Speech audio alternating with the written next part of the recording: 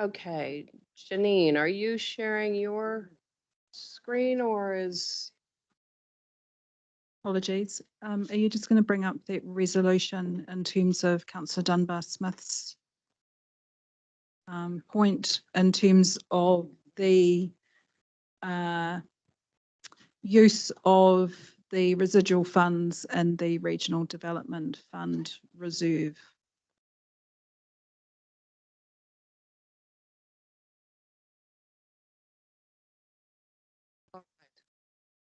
So, sorry, are we ready to put this motion? Just looking around the room? You could be, but I really liked Councillor Smith's suggestion before that this is one that could be taken at the end of the day because it allows more flexibility should it be required, while still obviously, so it could be more foreshadowed for later. But I mean, ultimately, I currently at this point in time have quite comfortable with the motion and so forth. It's just that a delay would Just mean the timing of it's it. that whole thing about taking most of the substantive motions at the end of the day. Through the chair, I probably don't have a problem with that. I'm not aware of any matters that are still on the table, though, to be considered against this. So unless there's a new discussion that comes through the meeting. Madam Chair, I don't have a problem with it being delayed. The issue is if it's been, as Ben and I discussed prior to the break, this has been collected for regional development. To throw it into the investment fund doesn't preclude it being pulled out again and used for regional development, but is it best kept somewhere separated for future regional development should we determine something is needed in that area?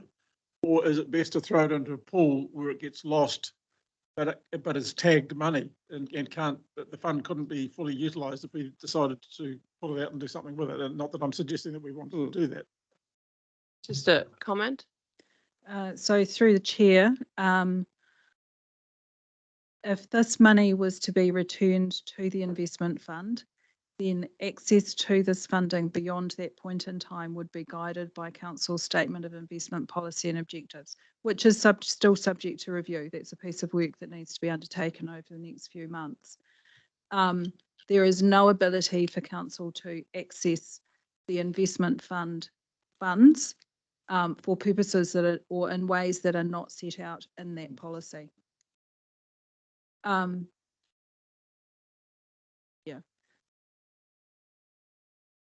No, I just wanted to say, in terms of Councillor Nichols' suggestion that we delay this until we've gone through the rest of the business cases, I don't think it can be used for any other business case because it has been collected specifically for economic development, and really you can park it and leave it there as a stranded economic development asset, or you can put it to the investment fund, but I don't think you can divert it to natural heritage or anything else.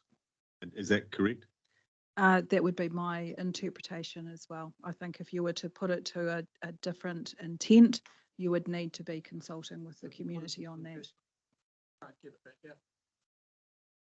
Not in terms of if you're expecting a capital withdrawal from the fund for a purpose that isn't provided for within the SIPO.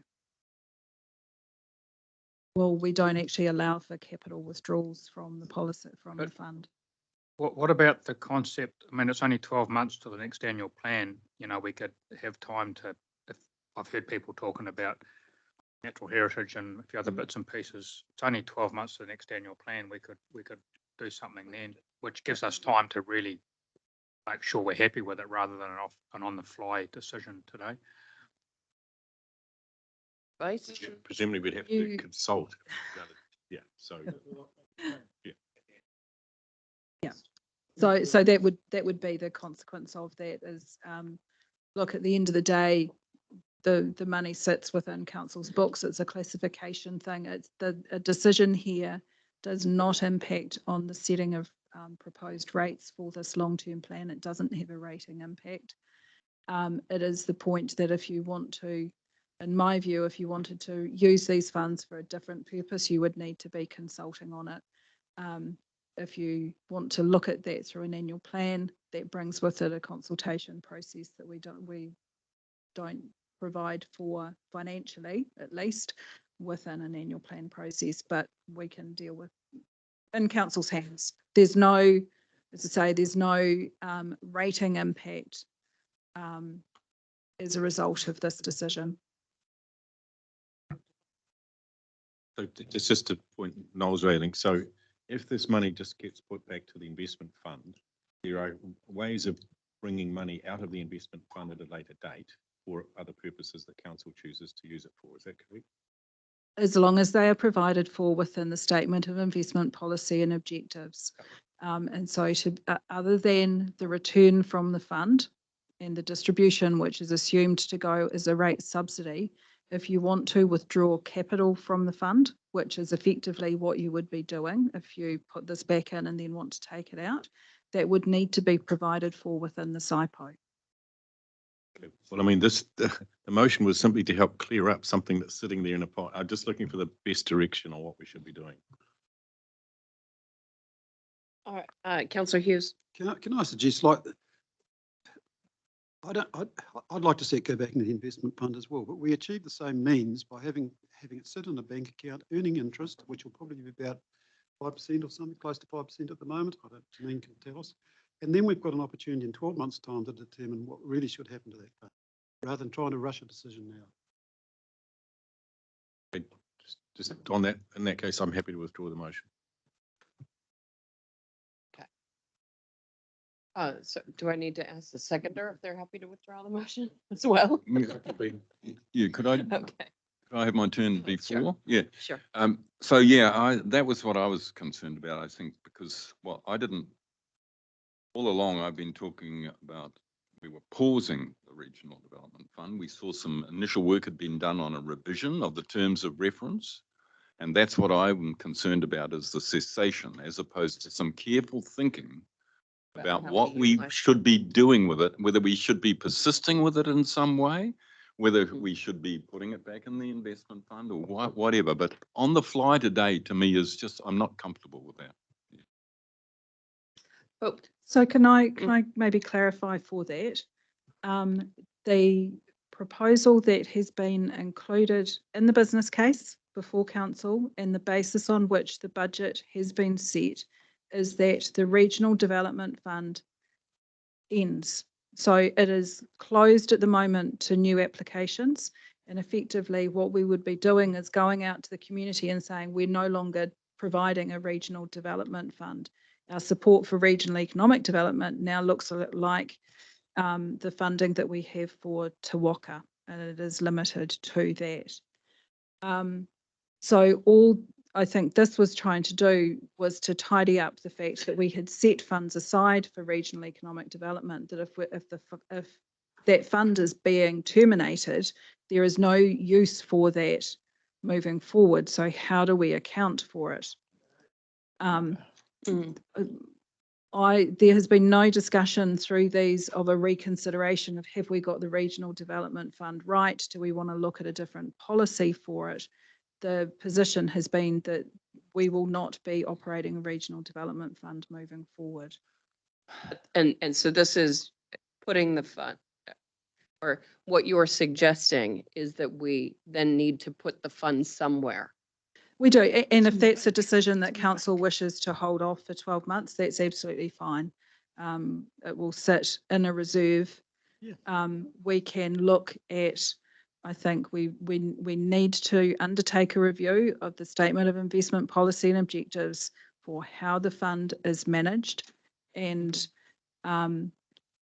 whether council wants provisions within that to consider withdrawal of the capital for a purpose. Now we need to do that in consultation with our strategic investment fund advisors and the implications of those changes in policy.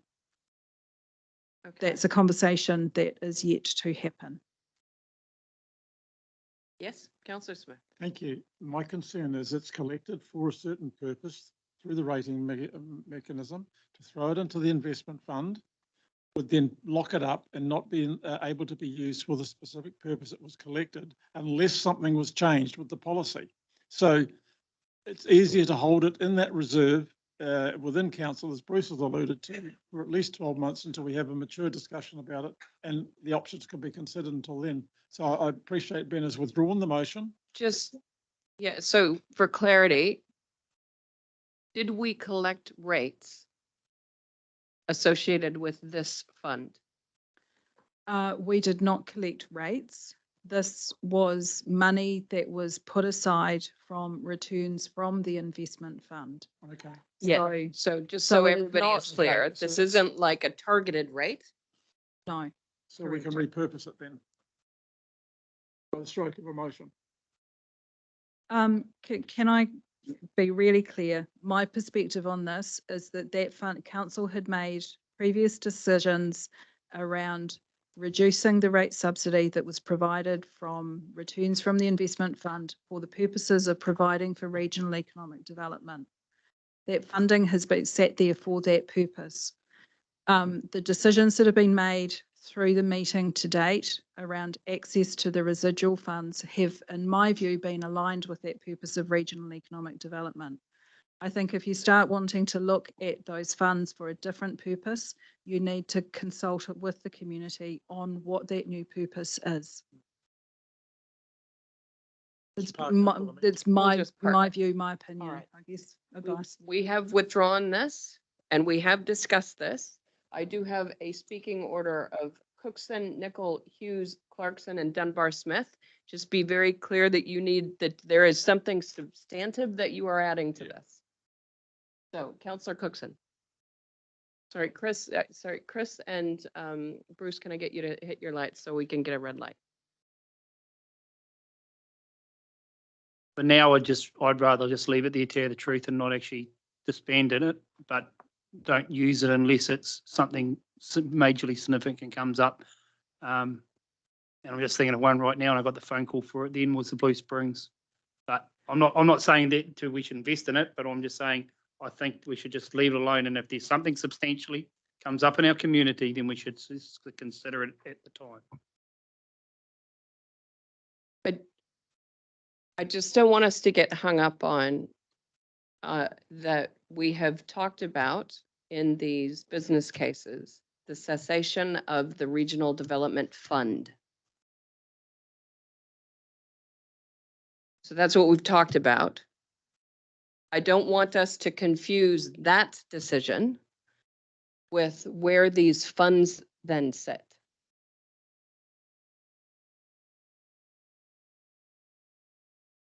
Right, okay, but No, I, no. sorry, go ahead, Janine. Correct. So the assumption is that the Regional Development Fund is closed. It Closed. will not exist post 30th of June this year.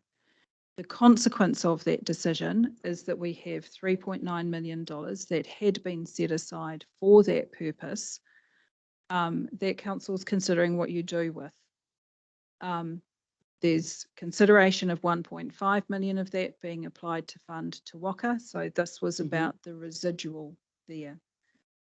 I guess I'm just trying to keep conversations in a straight track Right, in terms of a conversation around regional economic development, which was the purpose for which those funds were deliberately set aside through previous council decisions. Sorry, there was a comment made in terms of we could accept external applications to that money. That is not the intent of this. There is no process by which we would be accepting external applications. It would need to be an issue that came on the council table that was aligned with a regional economic development opportunity that you may wish to then look at these residual funds to meet. so the that's probably the residual funds opportunity. will sit there. The residual funds will sit there. The RDF Gone. ceases. Okay, I just want to make sure everybody around the table is clear on those two separate things. Okay. Good. All right, I still have Counselor Nickel, Hughes, Clarkson, Dunbar, Smith. Nope. Counselor Hughes? I just want to make clear, there was a comment made before that there's been no rating impact. I'm not sure that's 100% correct because we've reduced our rates subsidy from $2 million, which was council policy inflation adjusted, which would have probably been 2.2 million, down to 1.8 or 1.9 now. So that's had a rating impact because what we did was previous council had allocated money from the investment fund into the the development fund. Now, I don't want to labour the point. I know it's not a big impact. I just want to make sure the facts are correctly stated. So So- can you make sure our facts are correctly stated, Janine? So can I clarify, I had made the comment that this decision that was on the table, which was around putting the reserve, whether or not you put the reserve back into the investment fund or not, this decision did not have an impact on rating. There were decisions from previous councils to reduce the rate subsidy to provide for regional economic development. But my comment around no rating impact was in relation to this resolution solely. Okay. Councillor Clarkson. Yeah, I'm sorry to keep this going. I will try and get to the point, but my recollection of the discussion at the time when we considered this issue comes down to the definition of ceased. When you're talking about ceased as though it's permanently ceased. I thought the discussion at the time was around pausing it, not taking further applications, and reviewing it. And we saw some evidence of some tweaking that was going on in the terms of reference in the documents associated with this case that was circulated. So that's where my confusion's coming from, because it comes down to when you say ceased, well, ceased, is it permanent or is it a pause while we review? That's the bit I'm hung up on, sorry. Yeah. So So- my understanding was that the RDF, as we know it, would cease. Meaning that we used to get the applications that would come in, we had the advisory panel, council would consider that and make decisions. That process will cease. Correct. So council had made a decision last year to close the Regional Development Fund from any new applications to it after the last application was considered and it was unsuccessful. So there was a decision then to go, we'll actually not accept any new applications, knowing that we were considering the future of the fund through the long-term plan. So that was the closing for new applications. What we have considered through the LTP and in the business case is the recommendation that the fund is ceased in its entirety. Now, part of the request from council, I think in December, was to sit alongside the business case, was to understand what the revised policy may look like. The recommendation is still, and because we actually have no mechanism of putting funding in, because the assumption has been there is no regional development fund moving forward, that council's role in that space is terminated. Well, that's not what my understanding was, I'm sorry.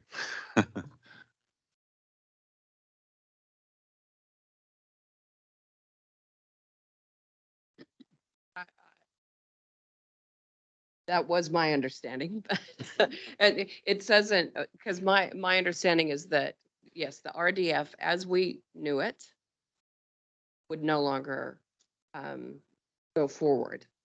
It didn't mean that the funds aren't there for this council to utilize in a manner that it sees fit in the future associated with economic development at this point.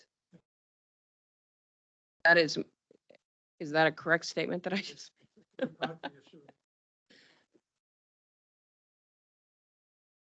If we park this though, then decided in 12 months' time as part of the an annual planning process that we wanted to reconfigure the utilization of this fund, that would trigger a consultation process, which we have not provisioned for. So, Madam Chair, I suggest that we deal with that in the future if that happens. I think some of the other conversation that, and probably Councillor Mahuta, in terms of the opportunity from a engagement with central government and opportunities that may present themselves through that around regional economic development opportunities. holding the fund aside at the moment in a reserve potentially gives council something to utilise through those conversations. Okay. If that doesn't come to fruition, then we can revisit through the next annual plan or continue to hold a decision. It will give you some flexibility to consider what may evolve between those central Okay. central government, regional government, national. All right. I am seeing some nods around the table that seems a comfortable place, but just testing that. I've got Councillor Dunbar Smith. Yeah, it's just on page 54, which is our document in relation to the RDF and also the WOCA. We don't mention the RDF at all. If you look at the executive summary of page 685, it talks about the disestablishment of the RDF would allow funding and staff time to be redirected, but there's no recommendation that we've got to actually disestablish the RDF. So we're, Sorry, can I clarify? So page 54, it's recommended that council retains a role in regional economic development. The second sentence says it is recommended that the Regional Development Fund is disestablished with the funds to be utilised for other strategic priorities outside of this business case. Yeah. Yeah. So what we have discussed. but we have to What make was a motion proposed? to that No. effect, do we? So through the chair, I don't believe so. Effectively, what you are doing at the end of this process, when we get to the final resolutions, is approving the budget with all of the assumptions that were in this report, plus the changes that council has approved on the way through to land at a budget position that you then approve. Obviously, as we've talked about, because you had previously consulted around the establishment of the Regional Development Fund, you should go and have a conversation back with the community about the fact that it is now being disestablished. So there's still a decision point there, or the opportunity for feedback. So if we get a flood of submissions that said, oh, that would be the worst decision for this region, we can reconsider that how position we would during our deal with final it. deliberations scheduled for May or Yeah, something check it like out. that. Yeah. Okay. Comfort? No. You can't spend what you don't have. We've been overspending. We were budgeting on spending 4%. We were getting income of 3%. At some stage, there is a day of reckoning. That day has arrived. We've got to stop the spending. We cannot allocate the money to anything because we don't have it. We're in a shortfall with the investment fund at the moment. That fund has to be allowed to recover before you even have a conversation about it. So I just think we're wasting our time until that fund is back to scratch, and then Janine can tell us accordingly that that's the time to have the conversation. So, Madam Chair, I think with having taken this resolution recommendation off the table, I think that's probably the position that we're in.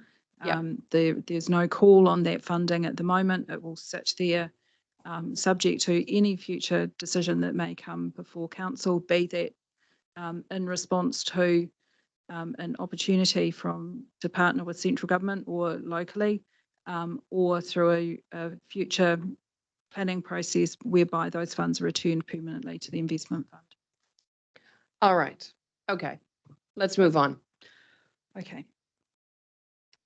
So what I thought was probably worth doing was I'd given a check-in sort of about 24 hours ago in terms of where the budget was sitting at that point in time.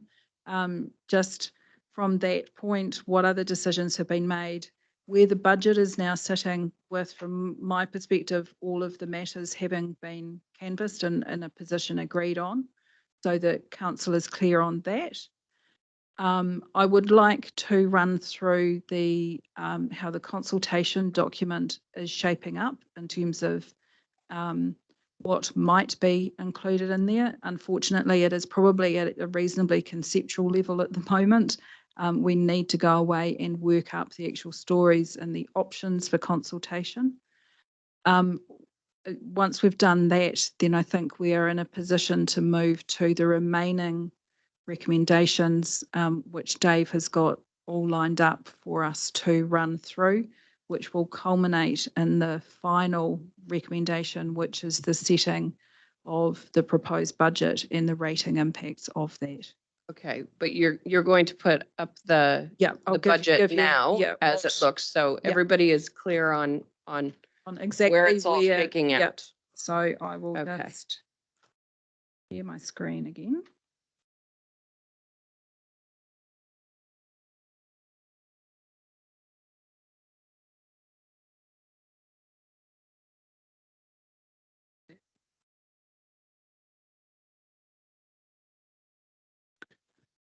Okay, so in this slide, I've just tried to capture some of the conversations from yesterday afternoon. So the position that you had previously considered was all of the business cases and the movements within those business cases.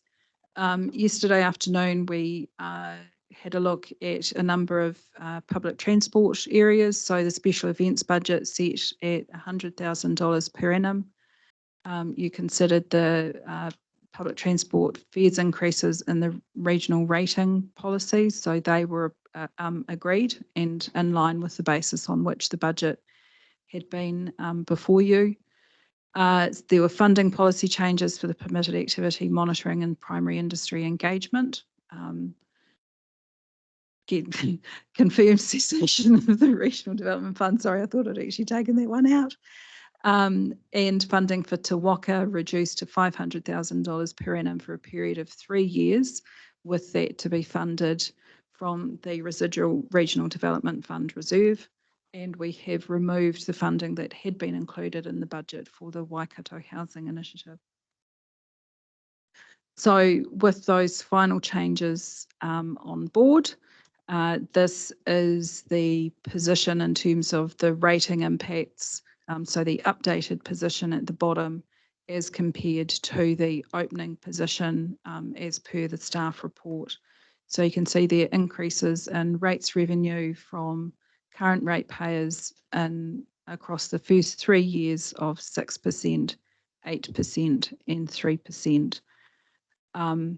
You can also see with the addition of some of those costs, for example, the biodiversity, biosecurity business case and the natural hazards risk conversation of signalling additional resourcing into that area beyond year 3.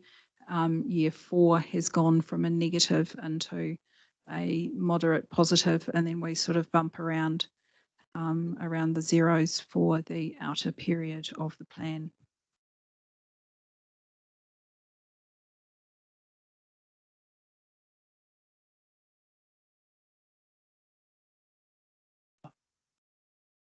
No, I've got some graphs on there. All right, but I think that that's very useful to put in front of councillors just for providing perspective. All right. Next. Cool. So, Sorry, did you have a question, Yeah, Councillor Hughes? yeah, sorry, can we go back to that slide, please? that's me. Oh, Janine, sorry.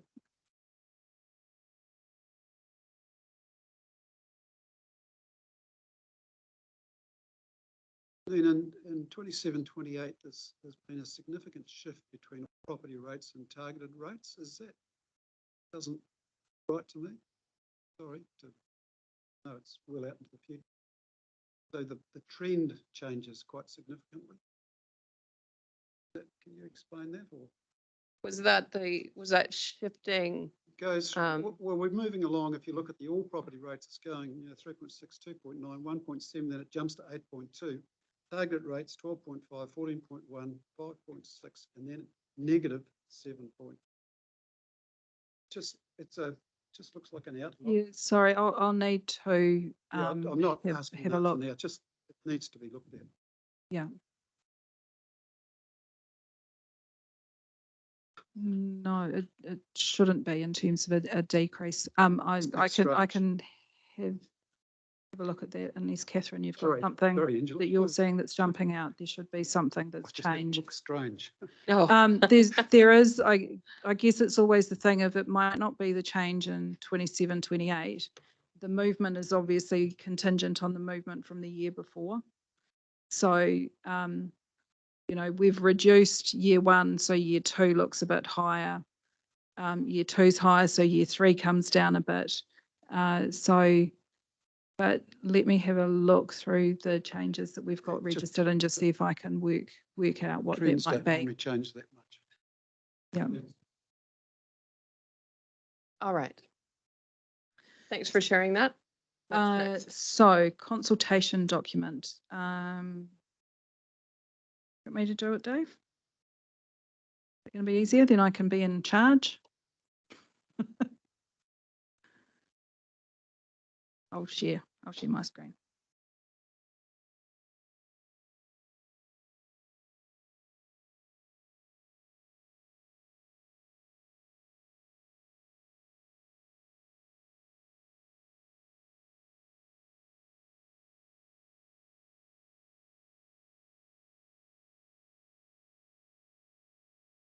Okie dokie. So just a little bit of introduction around the consultation document.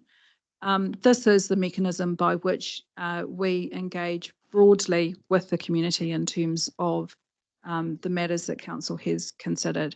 It needs to represent the key matters proposed through the LTP, so it doesn't need to reflect everything, but including objectives of proposals and the impacts on rates, debt and levels of service. So again, identify and explain the significant issues and choices that council faces and the consequences of them. And ideally in pretty plain English for people to be able to understand exactly what it does mean for them. As I've said on a number of occasions when we've talked about what we might want to consult on, we need to have genuine options. So we can't just go and ask open-ended questions of the community. We actually need to have options that we say option 1, 2 or 3 and cost out exactly what those different options mean to the people that are affected by them. This, in terms of what makes it in there, the council's significance and engagement policy helps to guide that. Other stuff that we're required to have in terms of legislative compliance. So it will need to provide a summary of both the financial strategy and the infrastructure strategy. We will need to call out significant changes to how we fund the work that we do. And so some of those areas are obviously the permitted activity monitoring and primary industry engagement, our changes to fees and charges. Sorry, the one that I haven't got in there is probably our public transport fares increases as well, just to highlight that for the community. Really covered by the financial strategy, but the direction and scale of changes to council's rates and debt levels, where we're seeing significant changes in levels of service, and a summary of impact of the proposed budget on a range of sample properties. So from a regional perspective and across a range of venues. The consultation document and all of the information that underpins it is subject to audit. So that will be a process that will happen in earnest from the once council has approved the consultation document for audit at its council meeting on the 29th of February. So now the job begins for the team to start working up that consultation document. As we've talked about though, in terms of the overall LTP, the major theme for us is regional resilience, and that is resilience in the really broad context. So it is the beginning of a really important conversation around many topics that is central to the role of this council. One of those being around infrastructure management and what that looks like moving forward. In terms of the consultation topics, so this is sort of been catching on the fly through the conversations. So we do need to talk about council's role in regional economic development.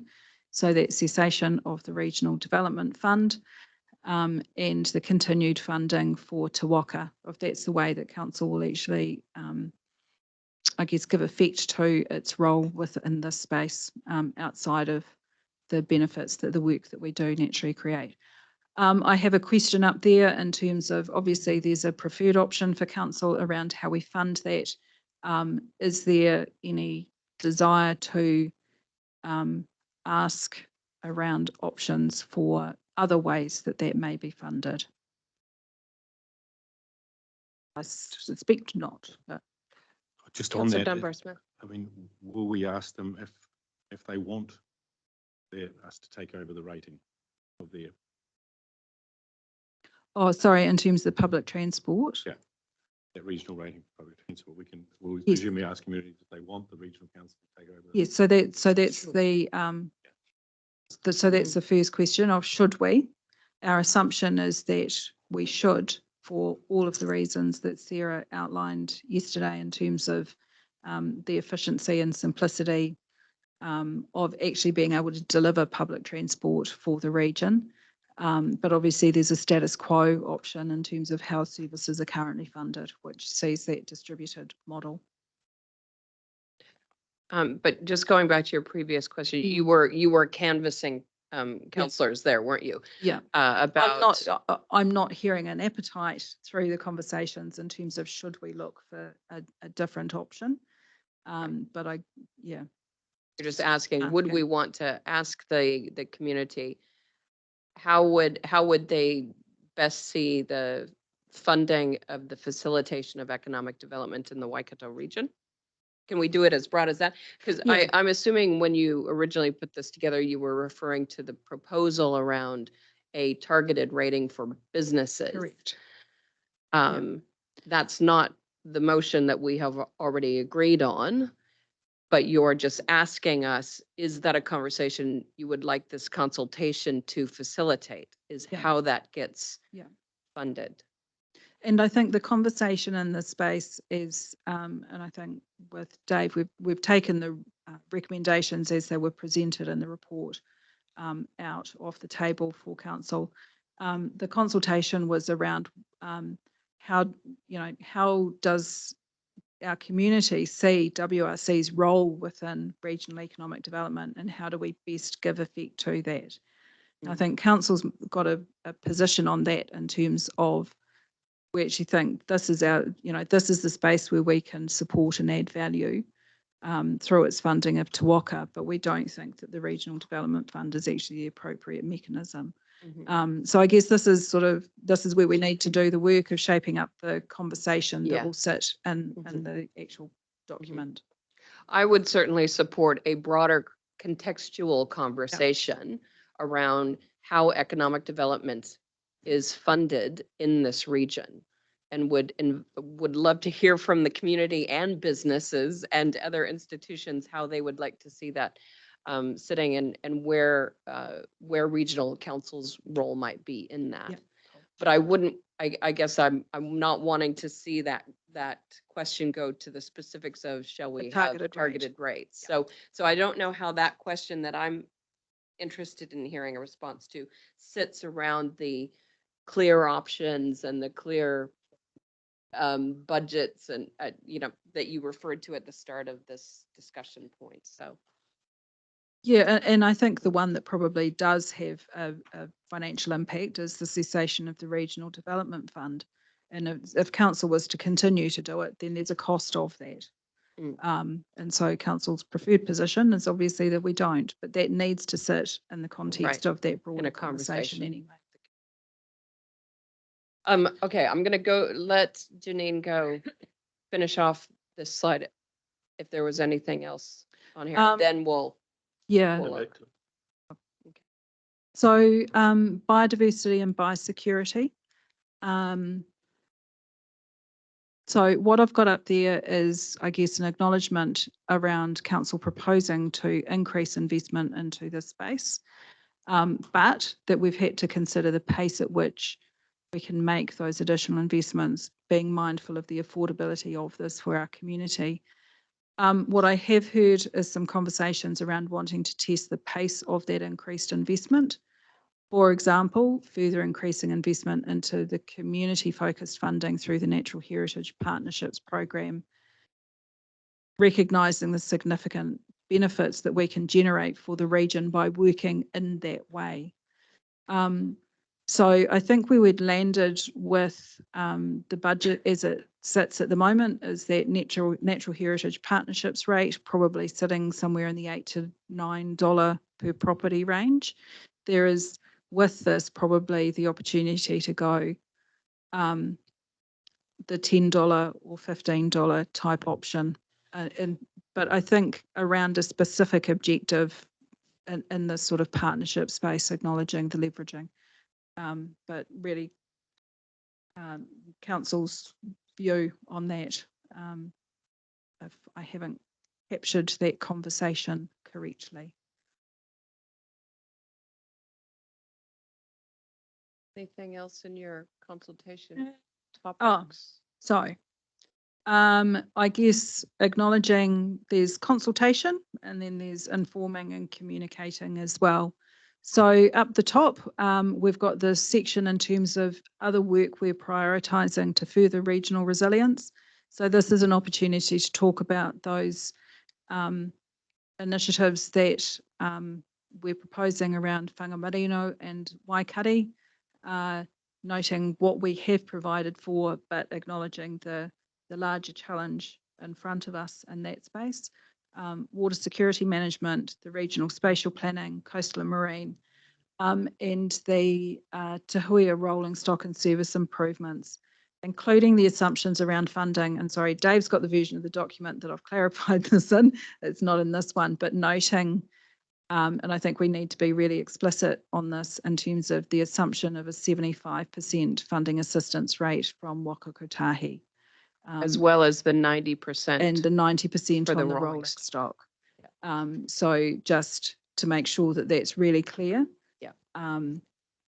That's the position on which we are actually assuming that that work would proceed. And obviously subject to successful completion of trials and all of those things.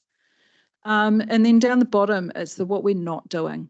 So the fact that the Sustainable Homes and Eco Retrofit Scheme, that we will not be proceeding with that, and also around the Warm Homes Clean Air program that we will be closing that as well. Just in terms of the timeline, so as I mentioned, all of this needs to come back to council at your meeting on the 29th of February, so not too many sleeps away, to adopt the consultation document for audit. I'll just put an asterisk down the bottom there. There is a council workshop that's scheduled for the day before that meeting. I'd suggest that we use that time to work through the document, gather your feedback for it. If there are changes that need to be made, that hopefully we can turn those around following that workshop, ready for the conversation in the actual council meeting. Unfortunately, I can't see that there's an opportunity earlier than that to do it. And to be fair, there is quite a lot of work that the team need to do to actually craft and design the consultation document as well. As I've noted, in March, we'll be engaging very closely with our friends from Audit New Zealand for them to review the consultation document and all of the underlying or supporting documents, all of the assumptions that we've made that support it. And the consultation document goes through what's called a hot review process, which is with the Office of the Auditor General, who reviews every consultation document from every council in the country for consistency. 28th of March, hopefully you will adopt the consultation document for publication, and then we will formally be out for consultation over that April period. So that's sort of just where we're heading from here. All right. I've got Councillor Marr, Councillor Dunbar-Smith, Downer, Nicol, and Smith. Councillor Marr. Thank you. Just around the regional transport rate, we are going to indicate that that is currently coming out of their TA rates? Yes. Yep, thank you. Biodiversity, natural heritage conversation, just making sure, do we outline sort of where that money goes? Will we outline where that money goes into obviously community organisations, Yes. et cetera, et cetera? And you mentioned dollar values. Will we be giving them sort of the current, so status quo is this, an improved version is this and that, around a dollar value per rateable property? So that sort of thing? Yeah, so I mean, I guess our status quo has been the $5.80. Yep. What council's proposing is where that lands in investment. terms of the additional Okay. investment of, the $8 to $9. And then there's probably another option. There's not much difference between that and say $15 per property. So it might be sort of in that type of range, but just to test the interest in something higher. But a good opportunity to describe and communicate exactly what the Natural Heritage Partnership Program is all about. Sing the praises, yeah. And why that's an important place to be investing because of that co-benefit that we get through those community groups. Yep. Two other real quick things. The not doing, we're putting some narrative around the not doing, is it? Yes. Is that, Yep. cool. And it just, how do we communicate how it's going to affect the targeted rate proportion for people? We seem to focus on general, but we don't seem to have much narrative around targeted. Yeah, so I think as I've mentioned earlier, we have to have sample rating properties, which will show Okay. differently in terms of depending on the targeted rates that you pay in any area. I think Councillor Smith had asked for some information to be called out around some of those pressures in particular. I think that's a logical consequence of things such as the infrastructure strategy as well, of going, what does this actually mean? Obviously, we've still got some work to do around our drainage rates as well, and just looking at our reserving position for those and how we can bring those back down to hopefully a more sensible level than what is portrayed. So Yeah, there's some yeah. real big percentages in that space. There are, and I'm confident, unfortunately, the work hasn't been able to be done to feed into these changes. But we will see those being recast when that work has been done, of going, we've actually got money in the reserves that we should be leaning into before we're actually looking for new rates revenue. Thank you. Councillor Dunbar-Smith.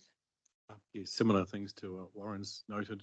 Again, they're looking at some 500% and some that's obviously going to be dealt with. So Yes, absolutely. That needs to be dealt with. Yeah, unfortunately, we haven't had those numbers to present today in terms of what they look like, but there are definitely adjustments that need to be made to a number of those that will mitigate, I hope, those increases substantially. just on the bus one, the consultation.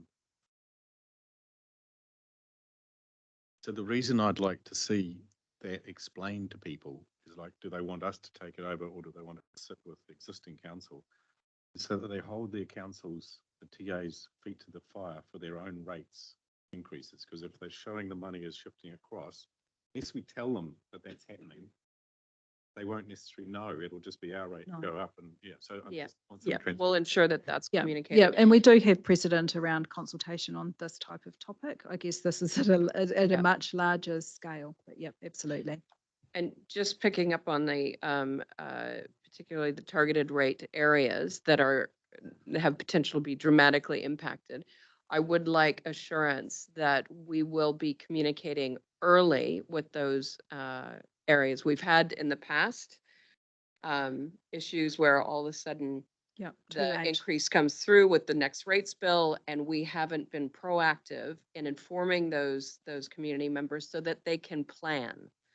So I want to make sure that that is part of Yes, so I would like to give council an assurance in terms of as staff, we understand where those rating hotspots are, and that we are communicating with those ratepayers so that they have the opportunity to submit through the LTP process as well. Great. I think there's conversations to happen through subcommittees and the like First of over the March, next couple of 16. months as well. Councillor Downard. Robbie? You strongly agree with Warren with the targeted rates because, Yeah. yeah, they're huge. We've The got that. second thing was, are we going back over the biosecurity line by line? Because it was in the discussion the other day that we were going to, just to see where we Well, think. we went through the prioritization, and those budget figures that you've seen just before reflect that prioritization and that timing. Yeah, but there would have been, I thought, as far as I'm concerned, there was still going to be discussion on whether we cut out some of the things that we don't like, the carry dieback. You know, do we need extra 3 staff on that? Can we cut that out? I would have liked to gone through line on line on that, and we haven't gone over that yet. Well, we had that discussion No, yesterday. no, we didn't. No, we didn't. Finish it. And also I just thought on we the did finish that discussion yesterday. And also just on the consultation, just from what I've heard over the last half hour with some of the comments, is that I'm just a bit wary on how broad that we go, you know. Should the consultation be on our decisions that we've made for this long-term plan and not get too broad that we get stuff back that doesn't relate to our decisions that we've made? What you're proposing is based on the decisions we've made in relation to this long-term plan. There's no other, Yeah, I hope so. And I guess trying to look for those points where there is actually genuine consultation that we can undertake, where there's options that have been put forward for council that we then want to actually put to the community. okay. Back on the box. I- Councillors happy that we've landed. where we Well, want to be? I would like to,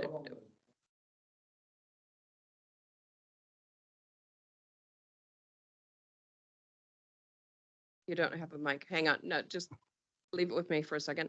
I want to collect the commentary in relation to these consultation topics. So we can close that off.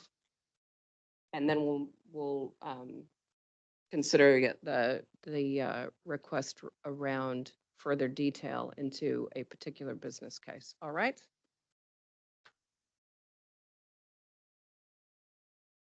So I've got Councillor Nickel.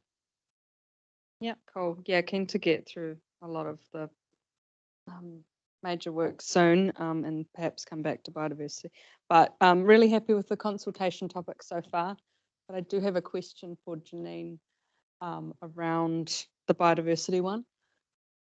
And since we're asking the question on the biodiversity pace of change, I'm just wondering, should we, when we review the Natural Heritage Program in April or so, do we have provision there to extend the ability to give money out to groups if it was to be in the coastal environment as well? Or is that too major a change that we would want to ask that question here? Because I'm mindful we are talking about a strategy of mountains to the sea, and this is our way of funding community groups. And so I just wanted to ask that question. I think that would be something that would just come through the policy review. Right. In terms of considering how, I think the conversation with the community is how much are you Yeah, willing to prepared invest. to Yeah. invest in biodiversity? And then it's the role of council, I guess, through the setting of that policy around how those funds are best Great. distributed based on prioritisation or Yeah. whatever. I'm it just might be. mindful community currently thinks it's going to terrestrial things. It Terrestrial. always has. And if that was a too big a change, then does that create a problem for us? But to me, biodiversity is everywhere and that's Yeah. kind of assumed. And so that I like that it could be a policy change. Thank you. Otherwise, really happy, keen to move on. Councillor Smith. Thank you. It's possibly been covered off, but the subcommittees are meeting on 1 March and 16 March, so we really need those figures within the 3 weeks to go on the agenda. Is that going to be possible? Because without that, there will be a lot of angst. We haven't had direct community input really, ability to consult with landowners for nearly 4 years. Yep, so the timeframe that staff need to work to anyway is having all of this material done for the 29th of February council meeting. In order to get there, we need all the detailed rates modelling anyway. Yep. So, yeah, as long as we're on track for the council meeting, we will be able to harvest information for And the those other issue meetings. is in the consultation document. I raised this at a previous informal meeting with councillors, but can we have a map in the, up front, but perhaps behind the chief executive chair's forward that has our contact details, phone and email, so that our constituents can contact us. They don't have to go looking for it, it's in the document. Just so that, no, you may laugh.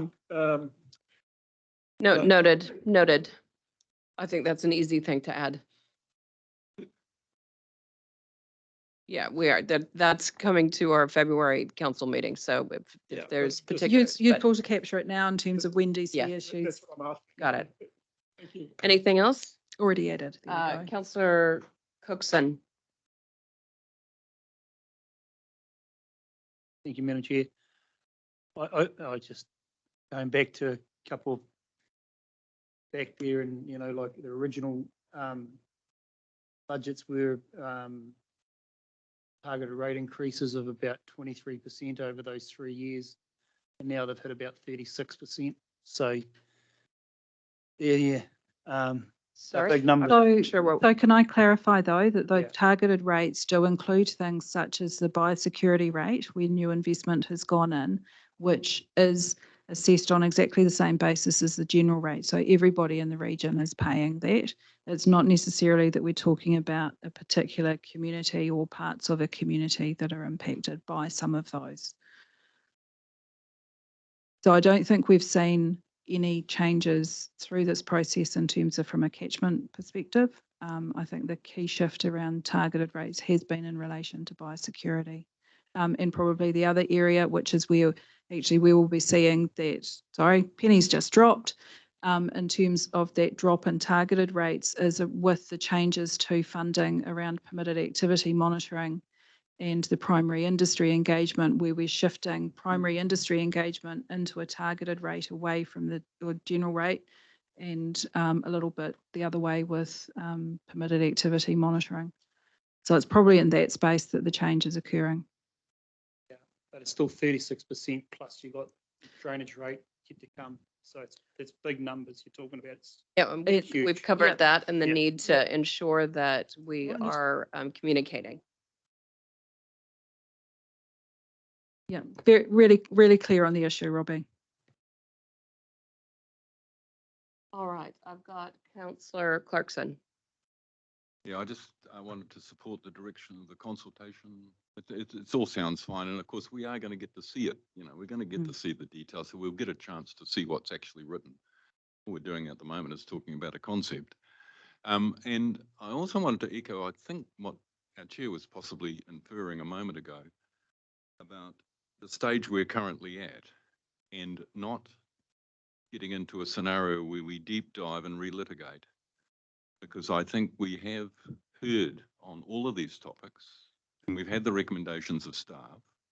We've had a fair thrash round for quite a while. So I'm just, yeah, Have days of thrashing. yeah, exactly. So I'm just, cautioning on, can't be too deep a dive again. How many times do we need to go through it? So is that all the comments on the consultation topics, noting that the document itself will be workshopped on the 28th of February and come to the February council meeting? Right. Okay.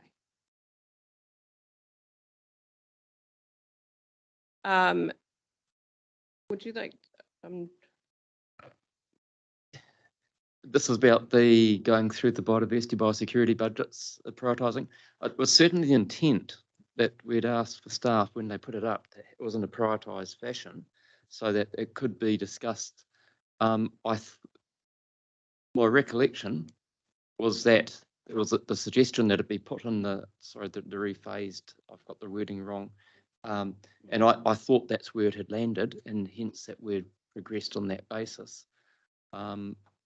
If there's an expectation that at the end of this, we're going to be going back and looking at it, that hasn't been picked up, and I suppose it's your decision.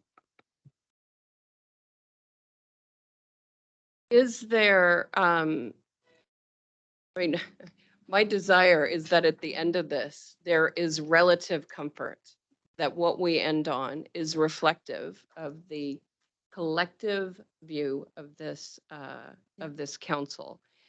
Are there particular line items? Because there were a number of line items in that. Are there particular ones that councillors felt there was not an agreed position on? And by an agreed position, I don't necessarily mean an individual's position, but a majority view. Chair. No, Councillor Downard. Well, Madam Chair, we didn't get a view of each line by line. The only one that I got was the Kerry dieback, which was an extra 3 staff, top of the one.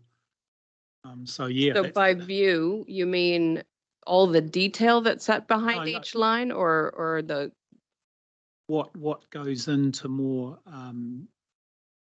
into operations, as in like ground, like we know that the forest, the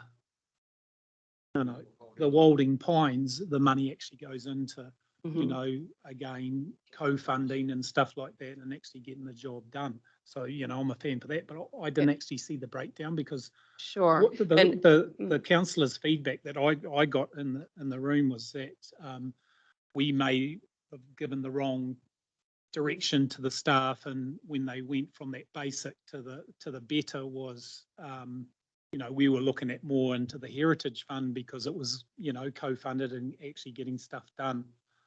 We do realise that some of those projects are staff orientated, that need the staff to support the funding that goes into it. But I presumed that I wanted, and there was others that wanted to see you know, whether some of that could be cut out to save some money as well. So, so my recollection of it was that, yes, we had some further discussions around that, but that where we landed is a collective view that we have increased funding in these areas, and that we have indicated to staff who have provided the advice that sits behind the figures that were put before us. We have indicated to staff our desire that as much funding as possible goes into actual measures on the ground, actual outcomes, not just additional staff for the sake of additional staff. And that there was an agreement around this table, or support, majority support around this table, that staff had heard that message from this council and would act accordingly. That was my recollection of where we landed on that discussion. Is that, sorry?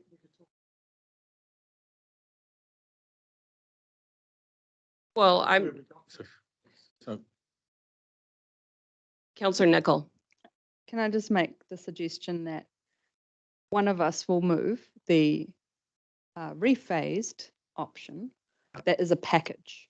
If someone else would like to move an amendment to say, yep, happy with the rephased option, but take out the Kauri dieback, then that that amendment might pass, and then that is what ends up happening. You're also welcome to raise an amendment to say, I just want the basic option, not the rephased or better anything.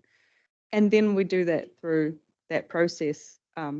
But if you're not sure at this point in time whether it's just the Kauri dieback or more, then I mean, I would just concur that we kind of got to that place yesterday that Pamela mentioned.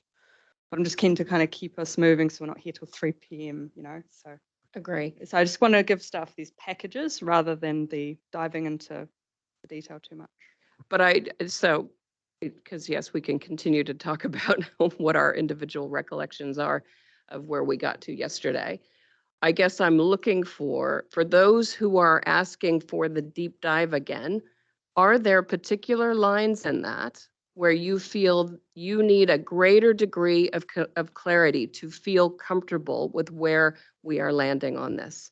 Councillor Graff. Thank you. I think I'm out of turn, but thank you.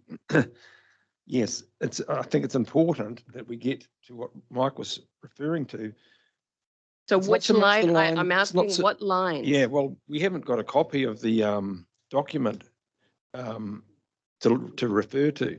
But, and I thought too that we were coming back to Shall it. we get that up? Should we get that up? Because just quickly, in regard to importance, so Coyote is important, but it's already, there's a factor there. And to cut those 3 FTEs out, that's a big impact on the budget. So those are the sorts of things we do want to look at rather than just put a motion. If we can just, it won't take long to whip through that. Bruce has certainly got some ideas on it.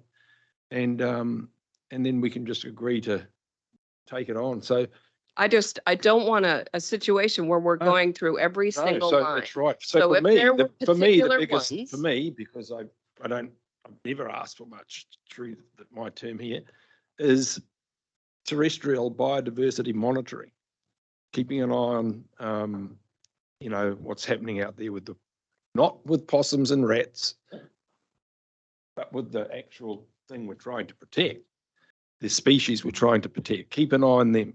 That's very important, and it's been And that was noted yesterday. underfactored for so long now. So that's, I think, a big one. And then, of course, the coyote, it's a pathogen problem. There's research being done into it, I believe. It's been going on for 10 years, this issue.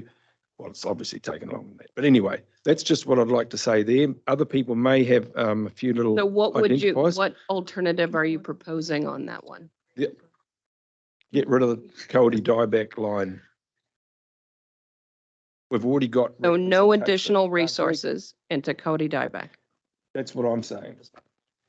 Just yes, on that matter, yesterday, I think Councillor Ma did ask around what the Cody dieback was involved, and understood it was about trying to protect the remaining Cody, and it was an education program. I think I recall that, Councillor Ma, that you asked around that, and that there were 3 FTEs that would be involved in that going forward. So there was discussion around that yesterday. Greg, have you got more information that can inform the Cody dieback numbers?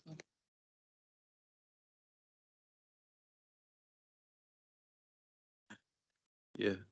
Good afternoon, councillors. This afternoon, yes.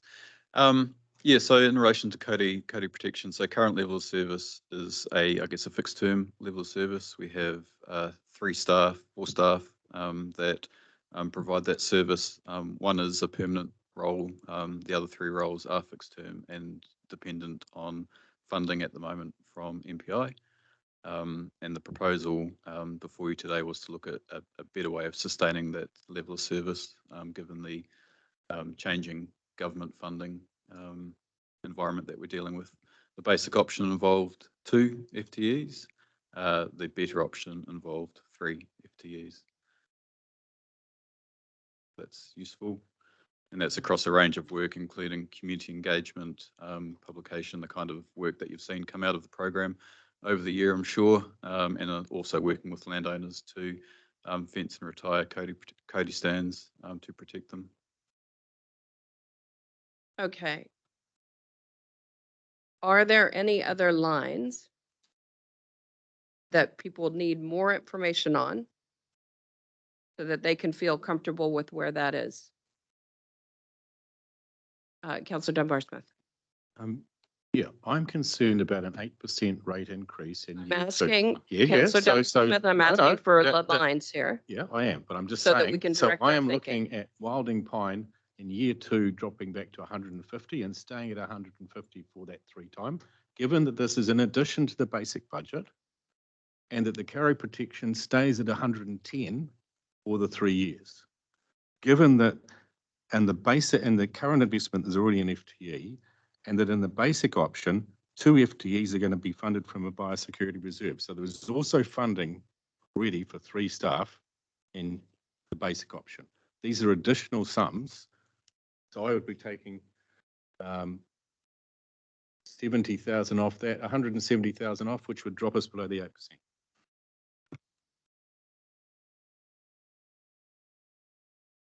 Any other line?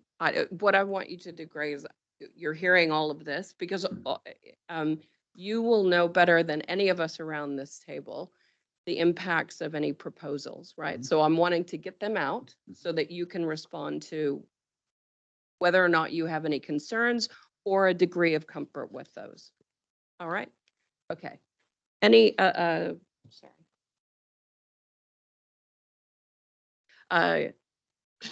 So I have Counselor Graff again. Is that? Yes. I've got Counselor Graff, Kneebone, Clarkson, and Smith. Graff. Wait a minute, I need a red light over there. I need a red light for, can you? Oh, sorry. Thanks.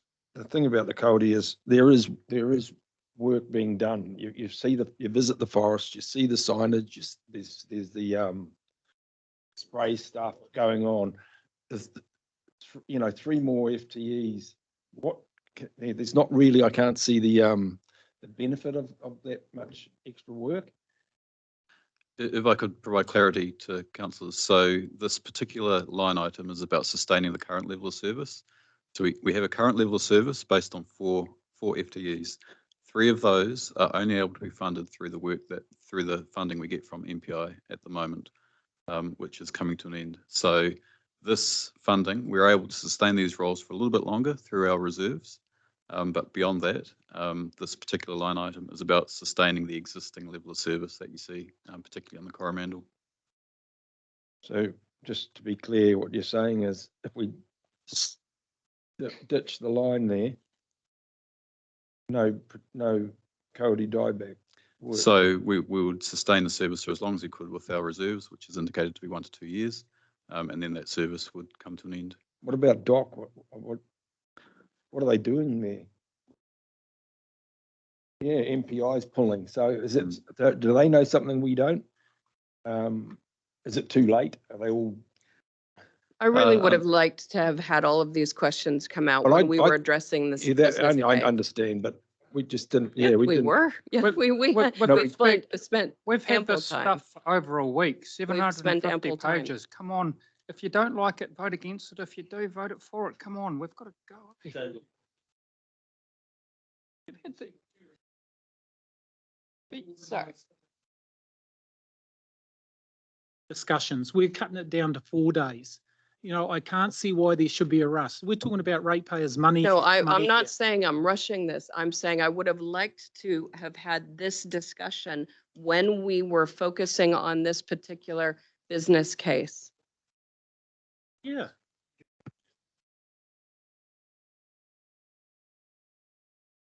This was the update. So this was yesterday. Yesterday. This was yesterday. Counselor Kneebone.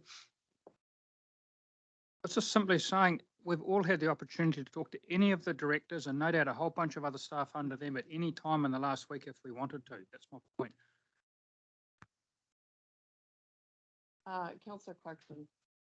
Yeah, so taking up that point that Stu's just made, I've done an enormous amount of work over the last 24 hours to get my head around the Kauri dieback thing. And I'm actually very comfortable with what is being proposed by the staff. I'm saying that on the basis, and look, I'm sorry, Chair, because we are now debating one of those individual topics, but given the comments that have already been made, I think I need to make my response now. When you're talking about managing Kauri dieback, it's not the same as managing a wilding pine. It's just so straightforward with a wilding pine. You get somebody to go out and cut it down. What you're trying to do with managing Kauri dieback is managing the system in which the ecosystem in which the kauri lives and is being affected by this pathogen. The pathogen is progressively moved by high levels of pig activity. It's progressively spread around the forest by the way people stay on or don't stay on tracks. There's all sorts of social influences about what, you know, how you're going to manage it and maintain the current populations of kauri in the Waikato region. So the thing is, other parties are also funding in this scenario. It's not just the Waikato Yep. Regional Council. DOC is putting money in. Waikato District Council is doing an amazing amount of work in relation to ensuring the people staying on track stuff and building lovely boardwalks on the Hakarimata and all sorts of other places. Just as the private philanthropic funding is being used to build lovely boardwalks at Pukemokimoki out towards Tahuna. You see, what we're talking about here is the regional council contribution to a much bigger level of activity. Thank you. And we are meant to be the people you look to as the leaders in this process. Yes. And our Thank staff you. came in the other day, Patrick Whaley, and he answered a lot of those questions. Yeah. I admit it, Clyde and others, I was a bit dubious about the numbers of FTE, but when you consider the full system that's being brought to bear to try and protect the kauri forests of the Waikato and the Coromandel, I mean, largely the Coromandel exercises, is more of a DOC funding thing.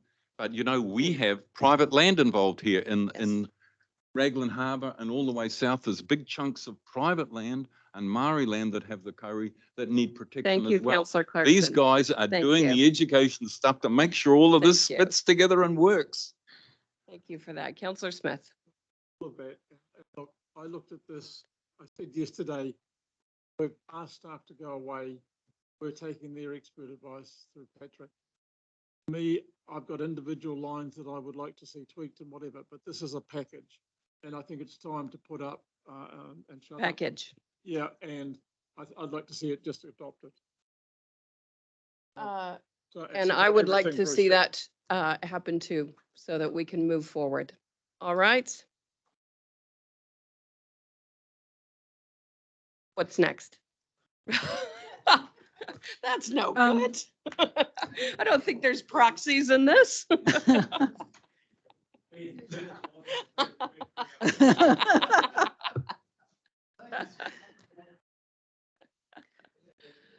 So Madam Chair, that was all, I guess, in terms of the material that we have. It's probably Dave has got the remaining resolutions from that we haven't yet addressed, that we're part of the report. So assuming there's no other matters, we are probably at the place of being able to bring those back. So I'll stop sharing my screen.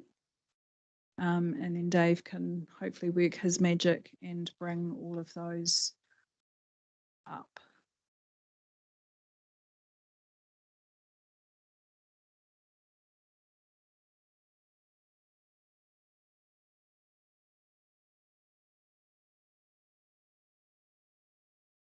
No, no, there were no votes in your absence, Councillor Smith. Just zoom in a little bit, please, Dave. I can zoom in and I'll give you half at a time.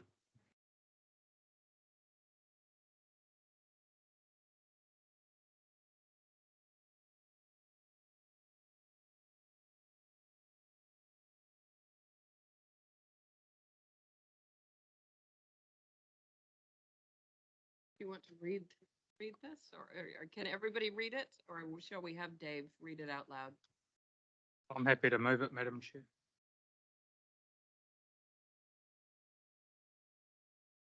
You want me to read them Yeah. out? No. Dave, this is just in relation to the ones that council can see at the moment. There is obviously, there's another couple.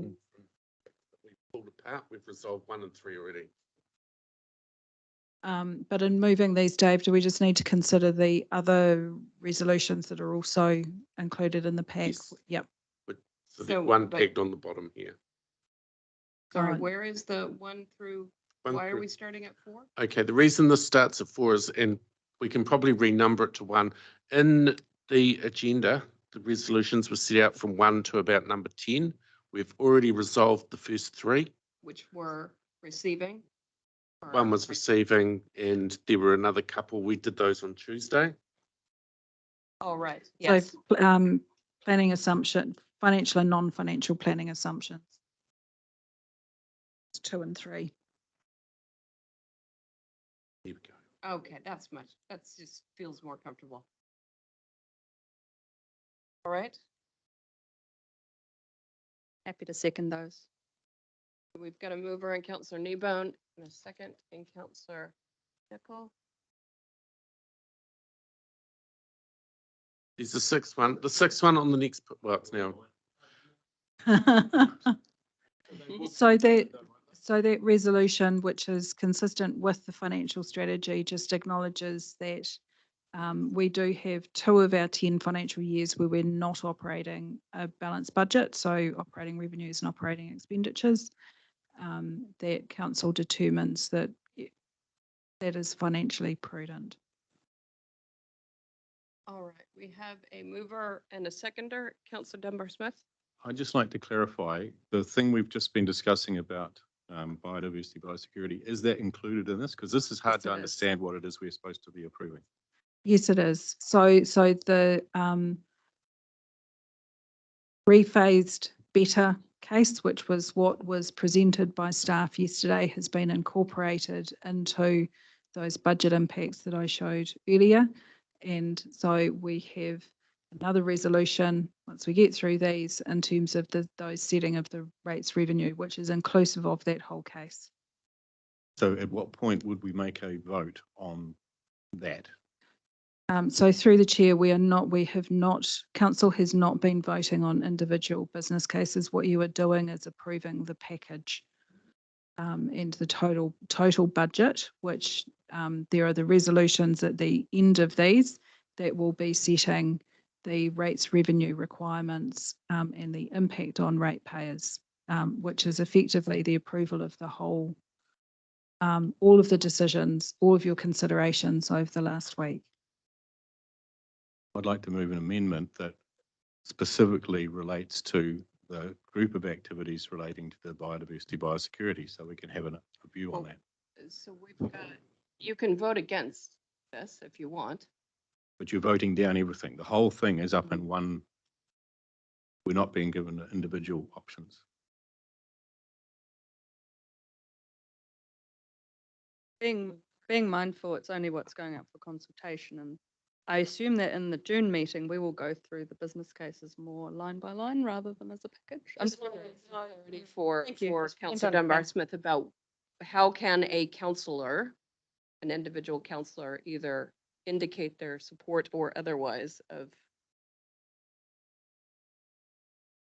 There are, in terms of basically the setting of the rates revenue, which is the consequence of all of the decisions that have been made.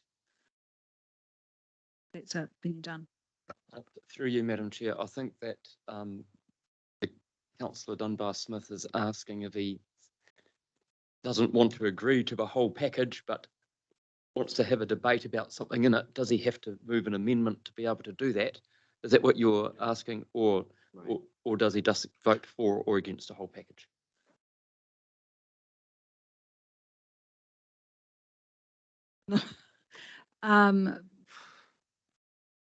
I think that's I a question guess, for democracy. Isn't yeah, it? I mean, I think in terms of the way that the resolutions are currently broken down, so Dave, all councillors are looking at the moment is the resolutions that we can see here, yeah. And then there is secondary in terms of the approval of the budget across the 10 years. So that would be the bit that potentially you could vote against. That doesn't open up the discussion though, or reopen the conversation on the whole business case. To provide a level of comfort here to move things along, these resolutions, if the mover and seconder are happy with it, we could go one at a time. We could step through those, which will then take us to the. I'm not sure that that's going to address the issue because what Councillor Dunbar-Smith is saying is there is one part of one business case that he would like the opportunity to put forward an alternative and see if there is support. That's what you're asking for, yes. So how do we enable that to happen? Just do that, because. Okay, what- so would we do that as a completely separate motion? Would we Would need leave to- this No, guy on the no, table? Hang on, No, I'm going to democracy because they're going to be able to, but now it's moved and seconded. Ben can move an amendment that da, sort it out. okay. and All we'll right. roll again. So an amendment to, would it be a particular? Or are we amending a particular item in here? Paragraph X. Which one? You ready with your wording, Ben? So I wish to amend the one in relation to the biodiversity biosecurity, that the Kauri dieback maintains 110,000 a year for 3 years additional, and that wilding pine remains at 150,000 a year for the 3 years. It doesn't increase. That's not- It means that we drop below 8% for year 2. So that's a new, it doesn't amend anything up here. So just to, so we can satisfy the testing. Hmm. Where are we putting I this? can- I don't, you- you got it? You help me? I can help you. I need Okay. Oh, right. What I'm going to suggest we do is, we've got a mover and seconder for this motion that's on the floor. What you're proposing doesn't affect this motion. Let's clear this motion out of the way. And one way or the other, It doesn't Let's- affect this? no, what we're resolving here has no impact. The way I see it is on the business cases. This Yeah, is I- outside of that. I would agree with that. These are You would these are agree. subsets of it. So these are matters that need to be approved anyway. So I think as Dave's saying, we could clear all of this. Okay, The bit that Councillor Dunbar-Smith is indicating would have an impact on the next set of recommendations, which is around the rates revenue requirement and the impact on ratepayers as a consequence of that. So we need something to insert in the Okay. middle. All right. Are you comfortable with that? Awesome. Yes, exactly. I don't want any confusion. Point of clarity, We please. want to make sure that Councillor Dunbar Smith's amendment can be put forward, and the moving of this motion is Doesn't not going preclude to that. prevent that from happening in the future. I don't believe it does. The reference we have there to the page numbers and agenda show no updated figures from what we were originally presented with.